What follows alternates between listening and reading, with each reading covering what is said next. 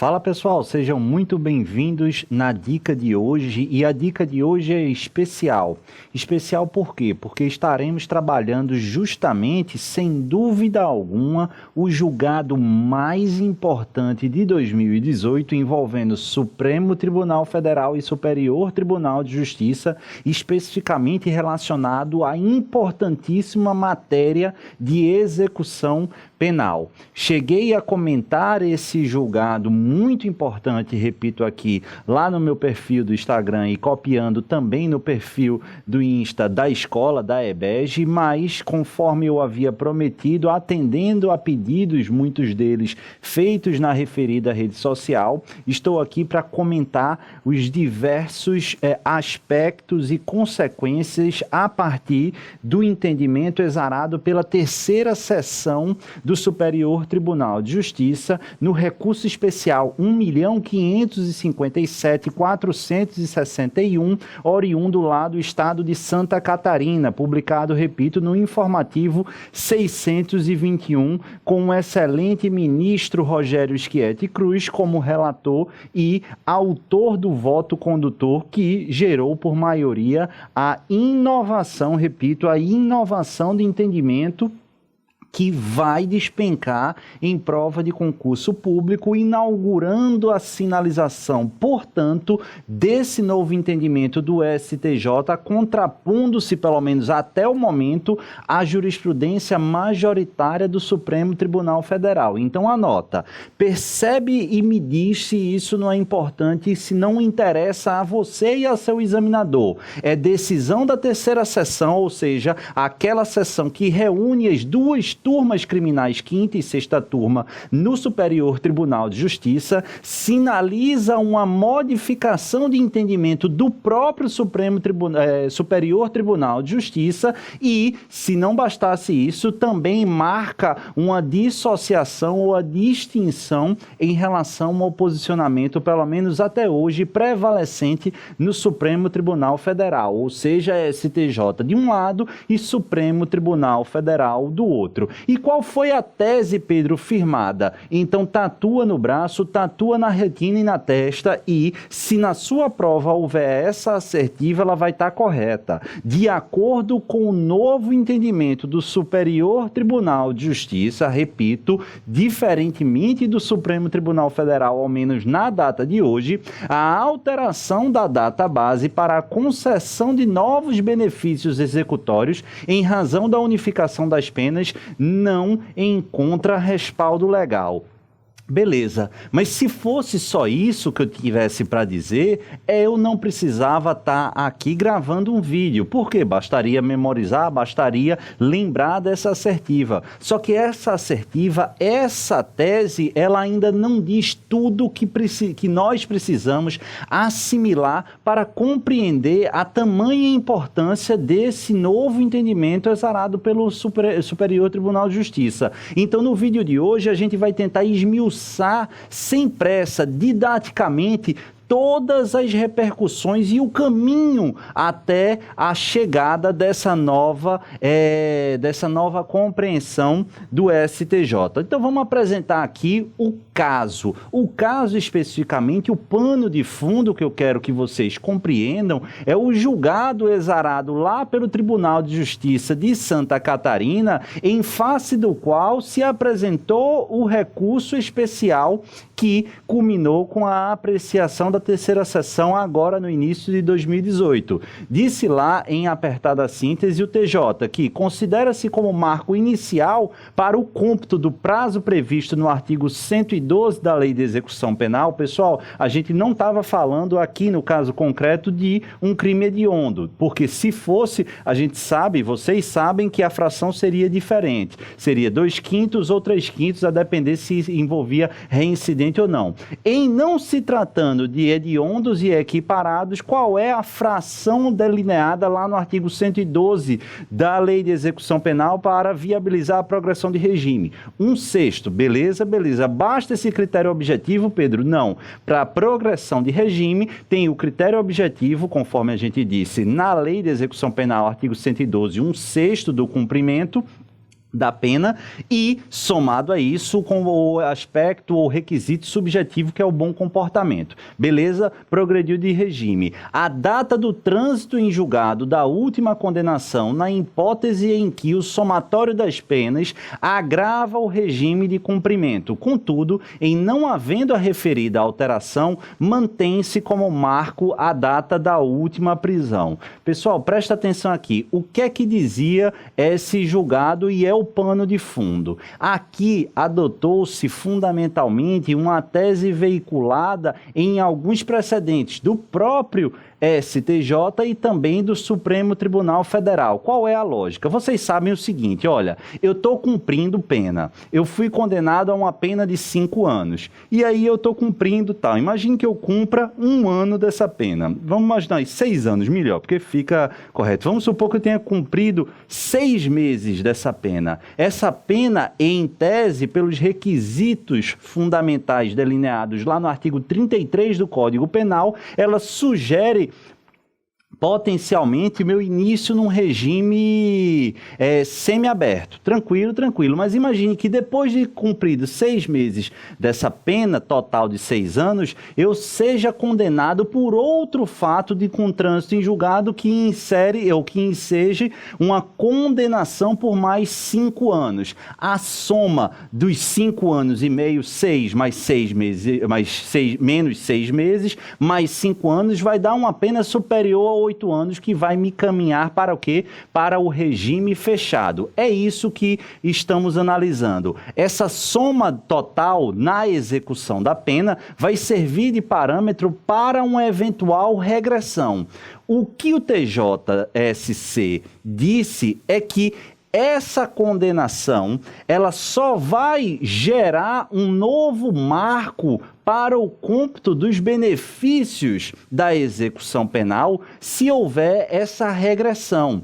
Se não houver a regressão, o marco temporal se mantém rígido. Lembra no meu exemplo, eu tinha 6 anos, cumpri 6 meses e aí eu fui condenado a mais 5 ou 6 anos. Naturalmente vai haver o quê? Eu estava no semiaberto e agora eu vou para o regime fechado. Havendo essa modificação de regime, também vai ser modificado o marco, o cômputo do prazo para os benefícios da execução penal. Agora vamos pensar de outra forma. Imagine que eu fui também condenado a 6 anos. Cumpri 9 meses. Beleza, beleza. E aí fui condenado a mais 1 ano. Perceba que a soma aí não vai gerar necessariamente uma regressão de regime, porque o total ainda é inferior a 8 anos. E se não houver essa regressão de regime, de acordo com o TJSC, não haveria razão para modificar o marco temporal do cômputo dos benefícios da execução penal.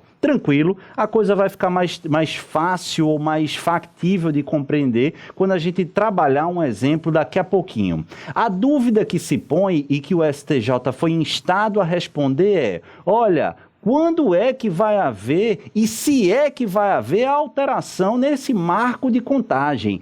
Há ou não variação nos casos em que houver modificação de regime pelo somatório das penas. Beleza, já apresentamos aqui o problema, vamos utilizar ou vamos entender ou buscar entender as razões e os fundamentos trazidos pelo Ministério Público para justificar a necessidade de alteração do prazo, a necessidade de alteração do marco do cômputo dos benefícios da execução penal. Qual é o fundamento legal utilizado para sustentar essa tese? É justamente, pessoal, o artigo 111, parágrafo único e artigo 118, inciso 2º. Antes de ler, fica aqui comigo e você precisa atentar que esses dois dispositivos por mim mencionados, 111, parágrafo único e 118, inciso 2º, não falam expressamente em modificação desse marco de contagem dos benefícios. E de onde é que o Ministério Público tira essa ilação? E mais, avançando aqui, de onde é que o Supremo Tribunal Federal e antigos julgados das turmas do STJ afirmam a possibilidade de modificar esse marco de contagem? A gente vai analisar. Diz o 111 o quê? Quando houver condenação por mais de um crime no mesmo processo ou em processos distintos, a determinação do regime de cumprimento será feita pelo resultado da soma ou unificação de penas, quando for o caso, observada a detração ou remissão. Vê o parágrafo único, que é justamente o caso do meu exemplo. Sobrevindo condenação no curso da execução, o rapaz já tinha sido condenado, iniciou a condenação, iniciou a execução e aí no curso dessa execução adveio o quê? Uma nova condenação. Somar-se-á a pena ao restante da que está sendo cumprida para a determinação de regime. O juiz da execução vai ver aqui, olha, o cara ainda tinha 6 anos para cumprir e foi condenado a 4, o que é que eu vou fazer? A unificação das penas. Perceba que se eu analisar só os 6 anos, regime semiaberto. Só os 4 anos, também é possível um regime aberto ou semiaberto, na verdade. E aí?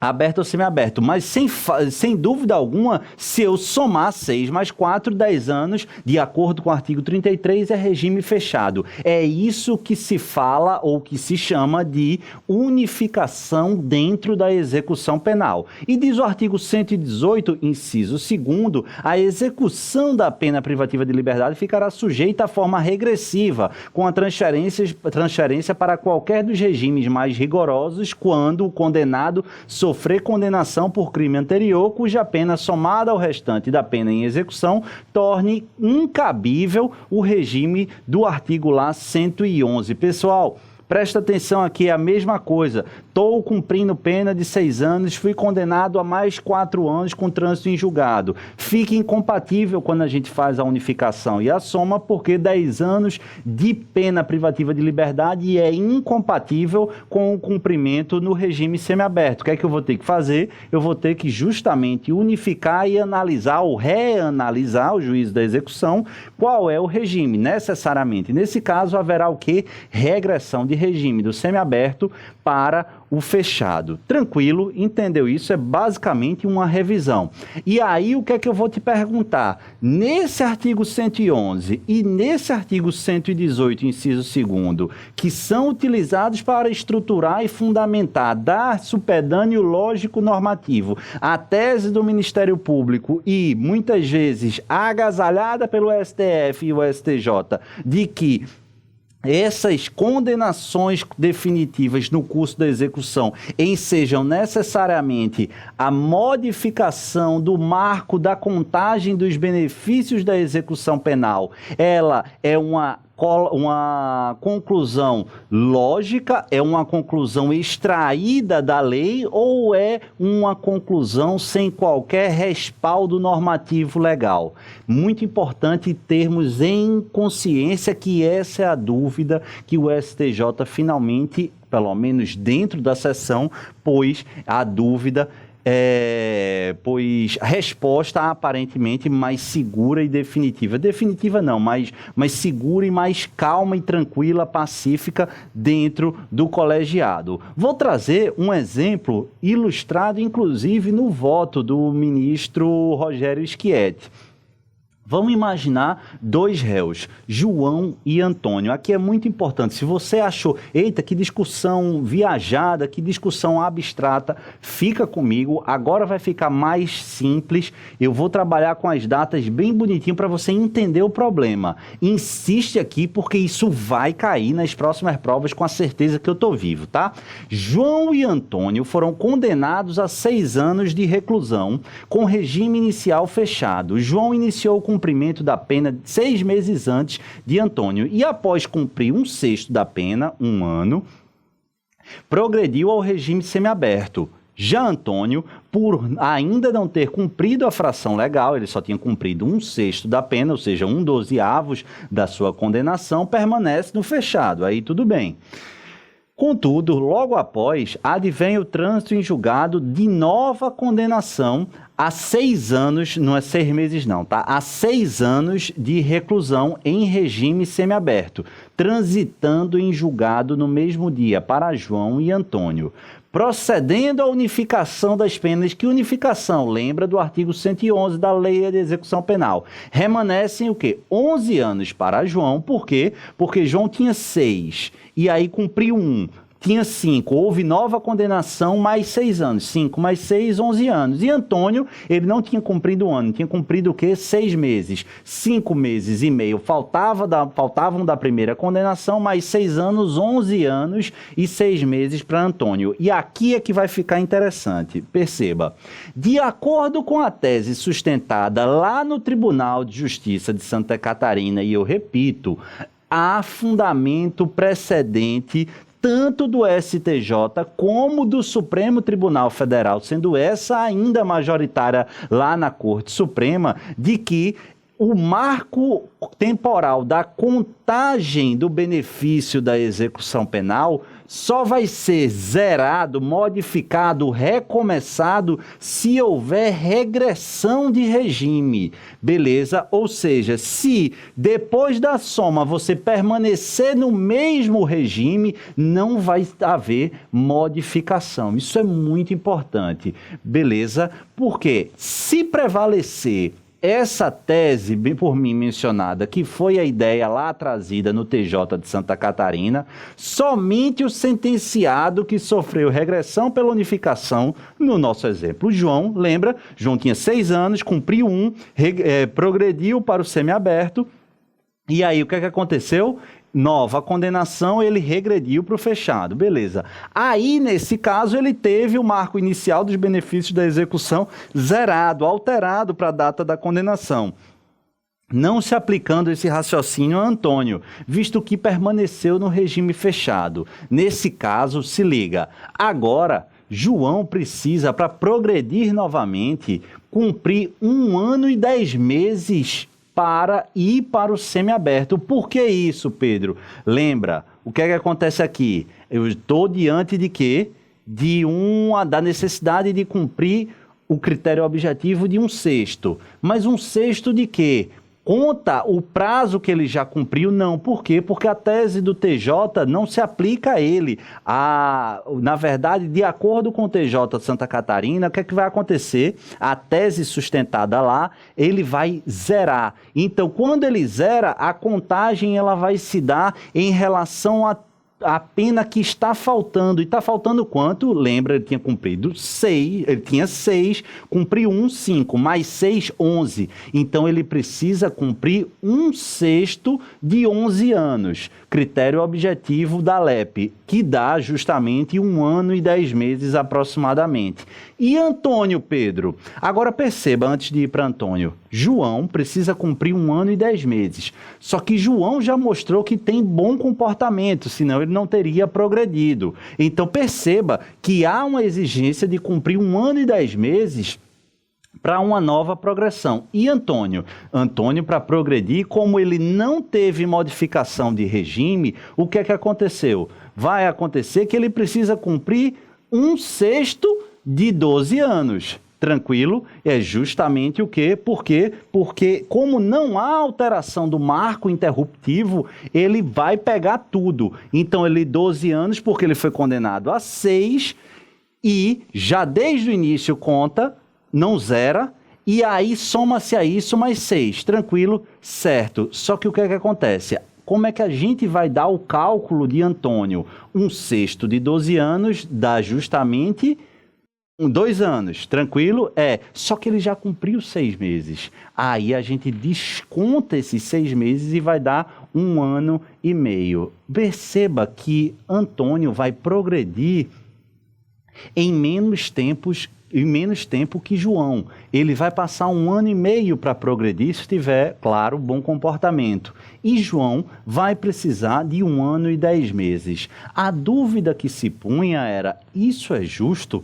claro. O que é que o Ministério Público defendia? O Ministério Público pugnava por um critério uniforme, só que em prejuízo aos réus, aos apenados. Para o Ministério Público, toda a condenação zeraria e restabeleceria uma modificação na contagem igual tanto para João como para Antônio. O que é que o STF, alguns julgados do STJ e o próprio Tribunal de Justiça de Santa Catarina utilizou como raciocínio? Não, só vai haver essa modificação se houver, perceba, a regressão, que ela não é obrigatória, mas se houver regressão, o que é que acontece? Zera e restabelece efetivamente o início da contagem de um sexto, se estivermos diante de um crime não hediondo ou equiparado. Se mantivermos efetivamente o regime, ou seja, não havendo regressão, o que é que acontece? Não há modificação, a gente soma tudo, conta um sexto e depois desconta desse período o que já foi cumprido. Agora, o que é que acontece aqui? Surgiu fundamentalmente um questionamento, basicamente dois questionamentos. Esse tratamento diferenciado faz sentido?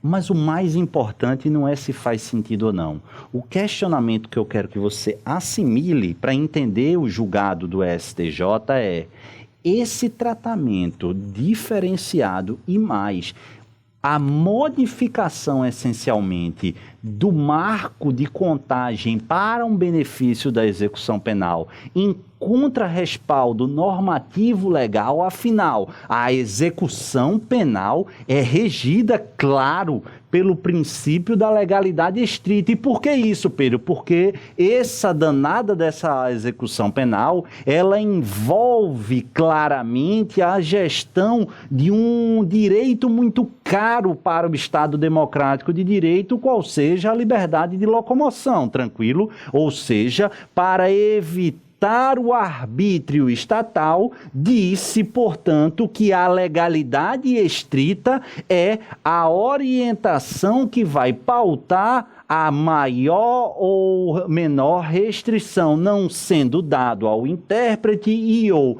ao operador do direito a possibilidade de se valer de interpretações não calcadas na legalidade estrita para prejuízo do apenado, do executado ou do réu. Beleza, tranquilo. Mas e o que o STF fala sobre esse tratamento? O STF possui julgados aí na tela de vocês, por exemplo, a ordem de habeas corpus 101.023 do Rio Grande do Sul, salvo melhor juízo da relatoria do ministro Ricardo Lewandowski, aponta que a alteração do marco interruptivo para averiguação do requisito temporal é consequência da regressão do condenado a regime mais gravoso, justamente aquela tese sustentada lá no TJSC. Pois seria ilógico regredir o regime do sentenciado sem se alterar o termo inicial para a concessão de benefícios, pois se chegaria à situação absurda de, ao mesmo tempo em que se reconhece a necessidade de regressão em razão da condenação superveniente, esta não surtiria efeito pelo fato de o preso já ter direito à regressão. Muita calma nessa hora. Vocês já puderam, e eu já repeti pelo menos 3 vezes, compreender qual foi o entendimento ou qual é o entendimento que durante muito tempo prevaleceu no STJ, esse ainda é majoritário no Supremo Tribunal Federal, inclusive com a aplicação sobremaneira intensiva nos demais tribunais Brasil afora, como foi o caso que a gente acabou de analisar no TJSC. Mas o que é que acontece? Essa alteração fundamentada lá no HC ou no entendimento do Supremo Tribunal Federal, ela possui previsão legal? Claramente não. Tanto é que o ministro Ricardo Lewandowski, no voto dele nesse HC que eu acabei de ler, ele diz o quê? Que essa alteração no marco do cômputo do benefício da execução penal é uma conclusão lógica da regressão. Então perceba que se ele fala que é uma conclusão lógica na cabeça dele, é porque não há previsão legal para tanto. E aí, doutores e doutoras, o que eu coloco para vocês, não eu, o que o STJ colocou e fez a seguinte indagação é: Beleza. Pouco me interessa se é para você lógico ou não essa modificação. O que eu quero saber é que será que há previsão legal para essa alteração no marco interruptivo? Será que a lei estrita indica claramente que o trânsito em julgado em face de uma infração penal no curso da execução tem como consequência, repito, normativa, a alteração do marco do cômputo dos benefícios? E a resposta claramente intuitiva e extraída da própria dicção do voto do ministro Ricardo Lewandowski é negativa. E é aí que mora a grande importância dessa decisão da terceira sessão do STJ. Então, meu pessoal, tatue no braço e registre entendendo que a superveniência para a terceira sessão do STJ em entendimento novíssimo agora de fevereiro de 2018, fevereiro ou março de 2018, a superveniência de nova condenação em curso na execução penal enseja a unificação das reprimendas impostas ao reeducando. Caso o quantum obtido após o somatório torne incabível o regime atual, está o condenado sujeito à regressão, conforme previsão do artigo 111, parágrafo único e 118, inciso 2º. Até aqui, tranquilo. Lembra? Fui condenado a 6 anos, cumpri 1, fui condenado, faltam 5, né? Fui condenado ao quê? A mais 4 anos. 5 mais 4 dá 9. E aí, somo tudo, 9, é compatível 9 anos com regime semiaberto? Não. Então eu vou regredir. Soma 9 eu vou para o semi ou para o fechado. Beleza, até aqui sem novidade. Agora é importante. A alteração da database para a concessão de novos benefícios executórios em razão da unificação das penas, presta atenção, pelo amor de Deus, não encontra respaldo legal. Pedro, beleza, não encontra respaldo legal, mas o que é que isso significa? Meu amor, significa o seguinte, que esquece, não, se houver regressão, o tratamento é igual. E o tratamento é igual favorável ao apenado, ou seja, pouco me importa se com a nova condenação transitada em julgado, depois da unificação, você vai regredir ou ficar na mesma situação de regime da pena. O fato é que, como a lei não prevê a renovação, a alteração do marco, você vai permanecer com aquele marco ou início para a contagem do benefício lá de trás. E no nosso exemplo, Pedro, lá de João e Antônio, como é que ficaria a situação de João? Já já eu vou te dizer. Portanto, a desconsideração do período de cumprimento de pena desde a última prisão ou desde a última infração disciplinar, seja por delito ocorrido antes do início da execução da pena, seja por crime praticado depois e lá apontado como falta disciplinar grave, configura excesso de execução. Então, tatue de novo no outro braço ou na sua testa, onde você quiser. Anote no seu material que o novo entendimento da terceira sessão do STJ agora de 2018 é que, meu caro, não me interessa, ponto 1, se houve ou não alteração de regime. O fato é que você não vai inovar o início da contagem para os benefícios da execução penal. Conclusão 1. Conclusão número 2. Se você o fizer, havendo ou não alteração de regime, ou seja, havendo ou não regressão em face da unificação das penas, isso vai caracterizar, olha a expressão para sua prova, excesso de execução. Esse é o entendimento da terceira sessão do dia 22 de fevereiro, publicado no dia 15 de março desse ano, no recurso especial 1.557.461 de Santa Catarina. E vamos lá, como é que fica lá nosso amigo João e Antônio? Antônio não tem perigo. Por quê? Porque o entendimento já era aquele do Supremo que não havia havendo alteração de regime, o que é que ia acontecer? O marco do início da contagem não ia ser modificado. Então, lembra, permaneceu lá o início. Tanto é que, no total, inicialmente ele tinha sido condenado a quê? A 6 anos, cumpriu 6 meses, faltavam 5 meses e meio, e aí foi condenado a mais 6 anos. O que é que acontece? Eu somo tudo, esquece a pena nesse primeiro momento já cumprida, 6 anos do total da primeira condenação, mais 6 anos dessa segunda, eu somo. Dá quanto? Dá 12. Quanto é 1/6 de 12? 2 anos. E agora eu faço o desconto. Ele precisaria cumprir 2 anos para cumprir 1/6. Só que ele já cumpriu 1/6. Como esse 1/6 ele é aproveitado agora, fica faltando justamente 1 ano e 6 meses. Mas lembra de João? Que João teve o marco temporal dele modificado. Faltavam 11 anos para ele, 5, porque ele já tinha sido condenado a 6. Descontou 1, ficava faltando 5. E aí, com a nova condenação a 6 anos, junta 5 mais 11, mais 6 dá 11. E aí eu desconto e eu calculo 1/6 de 11. É essa o cálculo? Não. De acordo com a STJ, não. O que é que eu vou fazer? Mesma coisa. De início era o quanto? Foi condenado a 6 anos. Nesse primeiro momento, não me interessa quanto ele cumpriu. 6 anos é o total da pena, certo? E a nova condenação? 9 e 6 anos. 6 mais 6, meu amor, se minha matemática não está errada, dá 12, tranquilo? E 1/6 de 12 anos, Pedro, dá quanto? Dá 2 anos. Agora a gente vai ter que buscar quanto é que ele já cumpriu, já que é desde lá de trás o marco interruptivo, o marco inaugural da contagem para os benefícios não foi modificado. E aí é quando ele já cumpriu 1 ano. Quanto é que ele precisava cumprir? 2. Eu tiro 1 ano e aí daqui a 1 ano João se apresentar bom comportamento, requisito subjetivo, inclusive lá do artigo 112 da Lei de Execução Penal, vai ensejar o quê? A progressão novamente ao regime semiaberto. Beleza, pessoal?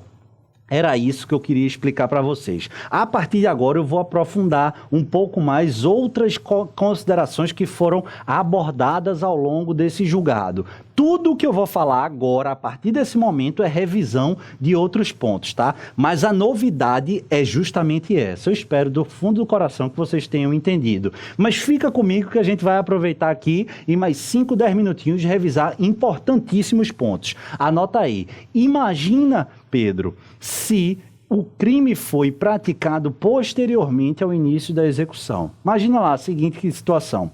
Eu fui condenado a 6 anos. Estou cumprindo pena e, sei lá, imagina aqui, meu caso, 6 anos, cumpri 1 ano, progredi. E aí, quando eu cumpro a pena, eu cometo outro delito lá no curso da execução. Se houver trânsito em julgado da condenação desse delito que eu pratiquei no curso da execução, será que o trânsito em julgado não tem o condão de zerar ou de modificar a contagem? Claro que não, porque eu já disse a vocês qual foi a conclusão que o STJ chegou. Mas o que eu preciso entender, ou que preciso fazer com que vocês entendam, são os fundamentos trazidos pelo STJ, porque nas suas provas de segunda fase ou eventualmente prova oral é isso que vão te perguntar. E o raciocínio utilizado fundamentalmente de maneira esquematizada é o seguinte, olha, ponto 1. A prática de fato definido como crime doloso no curso da execução enseja a regressão de regime, beleza? 118, inciso 1º da Lei de Execução, independentemente do trânsito em julgado. É o seguinte, pessoal. Lembra aqui, 6 anos, cumpri 1 ano, progredi. 5 anos, tá? Progredi, fui para o semiaberto. Se eu cometo um crime na execução, nessa situação, o que é que vai acontecer? Eu vou regredir. Peraí, eu vou regredir. Perceba, eu falei se eu cometer um crime. Eu não disse se eu for condenado por um crime. Por que isso é importante? Porque a gente precisa compreender, por mais que eu discorde, que é a prática de fato tipificado como crime doloso que enseja a qualificação de falta grave. E a prática de falta grave enseja o quê? Regressão de regime. E a própria jurisprudência sumulada do STJ aponta que, no verbete 526, o reconhecimento de falta grave decorrido do cometimento de fato definido como crime doloso no cumprimento da pena dispensa o trânsito em julgado da sentença penal condenatória no processo penal instaurado para a apuração do fato. Beleza? Então presta atenção. A prática de falta grave gera interrupção do prazo para vários benefícios da execução, inclusive a progressão. Então, meu amor, presta atenção, pelo amor de Deus. Se eu pratico, condenado a 6 anos, cumprir 1 ano, progredir para o regime semiaberto. Se eu cometo um crime doloso durante o curso da execução, somente a prática, a notícia disso já vai gerar o quê? O cometimento da falta grave. E o cometimento da falta grave, essa sim, vai modificar o início do prazo para o benefício da progressão de regime. Então não confunda. Por quê?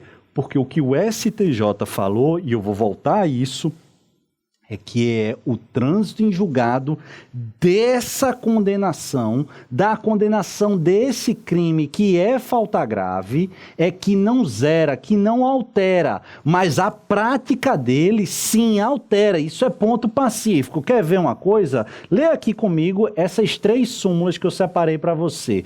Primeiro, leia 534 do STJ. A prática de falta grave interrompe a contagem do marco ou do prazo para a progressão de regime de cumprimento de pena, o qual se reinicia a partir do cometimento da infração. Então, cuidado, a falta grave, monta um esquemazinho aí, que a falta grave ela não interrompe, súmula 441, o prazo para a obtenção de livramento condicional e tampouco súmula 535 interrompe o prazo para a comutação de pena ou induto, salvo se assim estiver previsto no decreto presidencial. Mas ela interrompe sim para outros benefícios, como o caso da progressão de regime. Então perceba aqui, olha a conclusão, daqui a pouco eu vou para o seu material, fica aqui comigo. Perceba que se eu disser que a condenação por um crime, perceba aqui, a condenação transitada em julgado por um crime praticado durante a execução penal gera o reinício do cômputo do prazo para os benefícios da execução penal, como, por exemplo, a progressão, o mesmo fato vai gerar um reinício, uma alteração 2 vezes. Como assim 2 vezes, Pedro? Porque a prática da infração penal dolosa constitui falta grave e a súmula 534 já me disse que ela vai zerar e vai interromper o prazo, disse isso. E aí, uma eventual condenação transitada em julgado, a prevalecer a tese sustentada pelo Ministério Público, ia fazer um novo reinício. Meus caros, se o trânsito em julgado desse crime praticado durante a execução da pena gerasse o reinício do marco de contagem, o apenado estaria sendo punido 2 vezes pela mesma razão, pela prática delitiva. Uma pela notícia da prática de falta grave, que é justamente o crime doloso, e outra pela sua respectiva condenação transitada em julgado. Estaríamos violando também o bis in idem, afora a violação do princípio da legalidade estrita e da individualização da execução penal. Certo, Pedro? Mas e se o crime tivesse sido cometido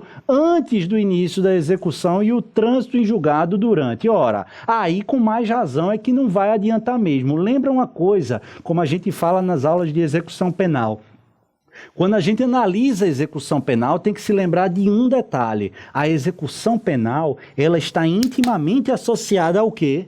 Ao mérito do apenado. Você tem que olhar em relação aos benefícios. Deixa eu olhar esse rapaz dentro da execução penal. Ele tem mérito para restabelecer o convívio com a sociedade de maneira progressiva, ou seja, ele tem mérito na execução penal. Ora, se eu considerar fatos praticados antes da entrada dele no ambiente da execução penal, eu estarei fugindo da essência, da lógica da execução penal, que é a análise do mérito dentro da própria execução penal. Por isso, anota, o fato praticado antes de execução penal não pode servir como parâmetro para análise do mérito no cumprimento da pena. E a conclusão que chega o STJ para a gente finalizar, a dica de hoje, é que o período de cumprimento de pena desde a última prisão ou desde a última infração disciplinar não pode ser considerado, seja por delito ocorrido antes do início da execução da pena,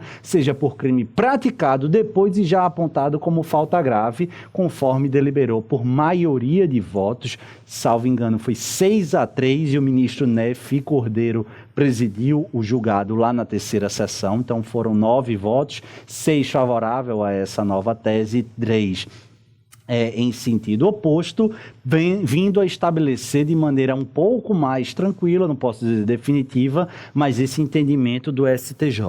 Um prato cheio para o seu examinador explorar de diversas maneiras esse entendimento. A minha satisfação e a felicidade é que com essa dica, se vocês conseguiram chegar aqui até o final e efetivamente compreenderem o que eu expliquei, vocês estão garantidos para toda e qualquer indagação.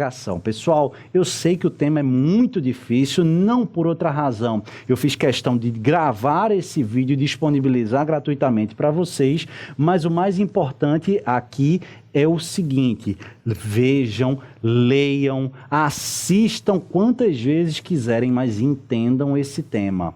É um tema muito cheio de detalhes e, sem dúvida alguma, marca uma inovação no seio do STJ e inicia uma divergência, até quando a gente não sabe, com o Supremo Tribunal Federal. Mas, na minha humilde visão, acertadíssimo o entendimento do Superior Tribunal de Justiça, mormente em razão do princípio da legalidade estrita, claramente aplicável à execução penal. Espero que tenham gostado, sobretudo entendido, e parabéns aos que chegaram aqui até o final. Um grande abraço, um beijo no coração e até o próximo encontro. Valeu!